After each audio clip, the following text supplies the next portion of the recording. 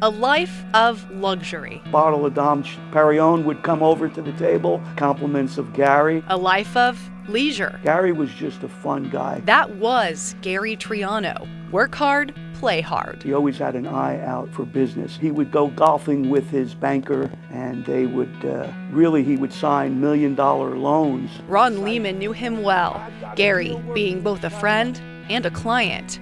Ron was Gary's attorney on business lawsuits. The two worked together for years. But that came to a screeching halt on November 1st, 1996. It is strange that 2 of the last 3 calls he made from the golf course on the day that he died were made to me. So it was a Friday, and I was going there from work or from home. Sam Buttman had just gotten to the La Paloma Golf Club in Tucson.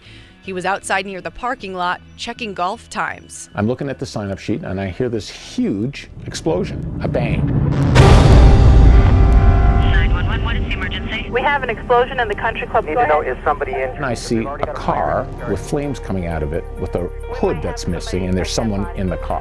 We might have a dead body. Sam runs over to the car. Inside, he finds Gary. He's very pale. The striking thing, I've seen people die, and for various reasons, obviously, I'm a physician, but it's just white. All the blood had literally drained out of him. The man, he looks like he's dead. At the time, Pima County Sheriff Detective James Gamber gets the call to get to the La Paloma Golf Club for a bomb. Gamber is now retired. I think everybody's first gut reaction was, oh, this looks like a mob hit because it's a car bombing. We don't have car bombings in Tucson. But why would the mafia target Gary Triano? If it wasn't the mob, who would? Gary was still struggling financially at the end, correct? Yeah. Do you know how in debt he was? So when you have a lifestyle where you're spending tens of thousands of dollars a month, and then all of a sudden your cash flow gets shut off, that shuts everything down. There were a lot of rumors that maybe he was killed over a bad business deal. Did you ever think that? Yes. Ron says Gary had been involved in the Native American gambling community. In the recent market crash, he lost hundreds of thousands of dollars. Many thought between gambling and bad business deals, it could have been enough for somebody to want to take his life. Gary had created this kind of flamboyant bad boy image, and he seemed to kind of revel in people going, oh, and thinking there was some mob relation. But when you followed those threads to the end, there was just nothing that came back to who wants to kill Gary Triano. But that didn't mean money wasn't at play at all. It turned out that he had an insurance policy that upon his death paid out $2 million. And the policy on its face looked very innocent in that the recipients of the benefit from the policy were his 2 children. But because they were juveniles, the money would go to their parent. In other words, it would go to Pamela Phillips, or who used to be Pamela Triano. Pamela Phillips, Gary Triano's second wife. She too relished in their life of status in the fast lane. But things change. You might say led to the tragedy that led to the end of Gary's life.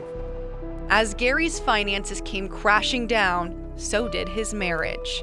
Gary divorced Pam but stayed in Tucson. Pam moved to Aspen, Colorado with their 2 kids. It was there she met an older man, Ron Young. We get a call from a detective with the Aspen Police Department who says there's something very odd going on with Pam Phillips in that there's a gentleman named Ron Young up here in Aspen who defrauded several people for thousands and thousands of dollars. And Pam is one of these people who was defrauded, but she won't pursue criminal charges. Detective Gamber says Ron Young took off in a stolen vehicle. The car was later found in California. The Aspen, Colorado detective goes down and looks in the van. What does he find in there but a note that lists people that are closely associated with Gary Triano, a map of Tucson, Arizona, certain pages of Gary Triano's divorce settlement, and a sawed-off shotgun. Yet another clue in a winding maze of mystery. Ron Young gets featured on America's Most Wanted. His chiropractor recognizes him, says, this guy has an appointment to be in my office Monday morning. Authorities arrest Ron in Florida. Inside the car, they find cassette tapes. We take one of them, we put it in a recorder, we turn it on, and it's Ron Young talking to Pam Phillips. And they're talking about the murder. It all becomes very clear to Detective Gamber. He says things like, you got your 2, I want my 4. Well, she got $2 million from the insurance. And if you look at his spreadsheet, he got paid $440,000. Authorities believe Ron was the hitman for Pam Phillips, instructed to kill Gary, and guaranteed money from the insurance policy.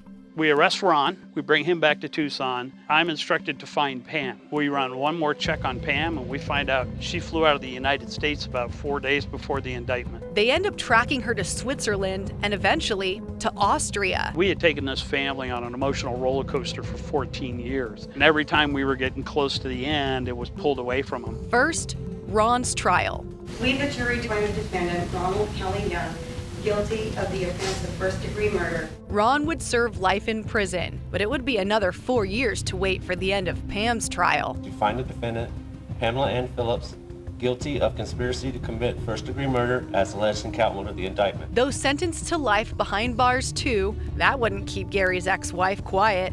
Soon after her conviction, Pam Phillips spoke out in an interview with 48 Hours. He had life threats. I had life threats. The children had life threats. When Gary was killed, well, she says it tore her apart that somebody could do that to him. I was absolutely hysterical. And I'm thinking, oh my God, what am I gonna do? She told CBS News Ron was just a friend, a business manager. She said she was not a killer. I'm innocent. I am very, very, very innocent. One big mystery still remains. Those 2 phone calls. Gary called Ron Lehman twice before he died. Ron wasn't able to pick up. Left 2 messages, which was in 6, 7 years that I knew Gary, I cannot ever remember a time where he would call me a second time. Making those calls would be one of the last things Gary did before that bomb went off. What did he say in those messages? Call me, you know, I need to talk to you, something's up. Just wanted to talk to me. To this day, I have no idea what it was about. Well, you can hear more about this story and other investigations on the True Crime Arizona podcast. It's available on all of the major platforms you see right here.